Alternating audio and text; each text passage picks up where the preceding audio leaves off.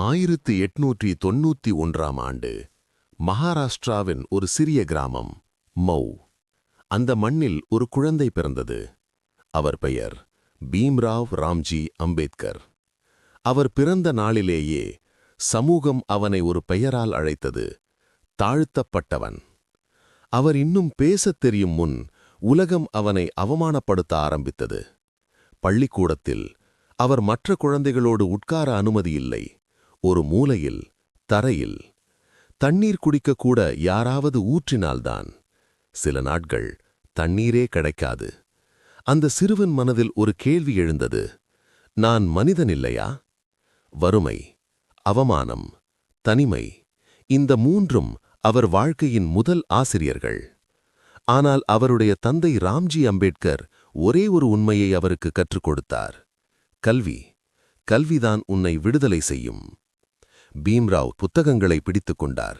அவை அவருக்கு ஆயுதமாக மாறின. அவர் படித்தார். அவமானங்களை மறக்க அல்ல, அவற்றை உடைக்க. அவர் அமெரிக்கா சென்றார். கொலம்பியா பல்கலைக்கழகம். அங்கே முதல் முறையாக மனிதனை மனிதனாக மதிக்கும் உலகை பார்த்தார்.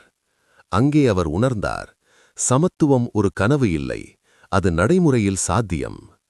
பிறகு லண்டன். சட்டம், பொருளாதாரம்.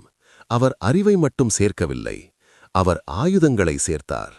இந்தியாவுக்கு திரும்பியபோது அவர் பார்த்தது அதே பழைய கொடுமைகள். அப்போது அவர் முடிவு செய்தார், இனி மௌனம் அல்ல. அவர் பேசினார், அவர் எழுதினார், அவர் போராடினார். மகாட் சத்தியாகிரகம். ஒரு குளம். அது அனைவருக்கும் பொதுவானது, ஆனால் சிலருக்கு மட்டும் தடை. அம்பேத்கர் கேட்டார், தண்ணீர் மனிதனுக்கான அடிப்படை உரிமை இல்லையா? அவர் அந்த குளத்தில் நீர் அருந்தினார். அந்த ஒரு குடிப்பு இந்திய வரலாற்றில் ஒரு பெரிய புரட்சியாக மாறியது. அம்பேத்கர் சொன்னார், சாதி என்பது மனிதத்தன்மைக்கு எதிரான குற்றம். அவர் எழுத்துக்கள் மக்களின் மனங்களில் தீயாக விழுந்தன. இந்தியா சுதந்திரம் பெற்றது. ஒரு புதிய நாடு, ஒரு புதிய அடித்தளம். அந்த பொறுப்பு ஒரு மனிதரிடம் ஒப்படைக்கப்பட்டது. Doctor B.R.. அம்பேத்கர்.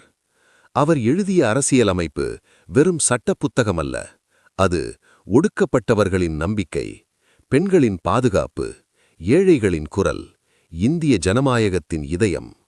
அவர் அதில் எழுதிய 3 வார்த்தைகள்: சமத்துவம், சுதந்திரம், சகோதரத்துவம். அம்பேத்கர் ஒரு முடிவை எடுத்தார். மனிதனை மனிதனாக மதிக்காத மதத்தை நான் ஏற்க மாட்டேன். அவர் புத்த மதத்தை தழுவினார். அவருடன் லட்சக்கணக்கான மக்களும் விடுதலையின் பாதையில் நடந்தார்கள். அதே ஆண்டு அவர் இந்த உலகை விட்டு சென்றார். ஆனால் அவர் விட்டுச் சென்றது ஒரு உடல் அல்ல, ஒரு சிந்தனை. இன்றும் நாம் சமமாக நிற்பதற்கு அம்பேத்கர் காரணம்.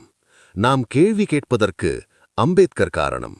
நாம் மனிதர்களாக வாழ்வதற்கு அம்பேத்கர் காரணம். Educate, agitate, organise. இது ஒரு வாசகமல்ல, இது ஒரு புரட்சி. Doctor B.R.. அம்பேத்கர், சமத்துவத்தின் கட்டிடக் கலைஞர்.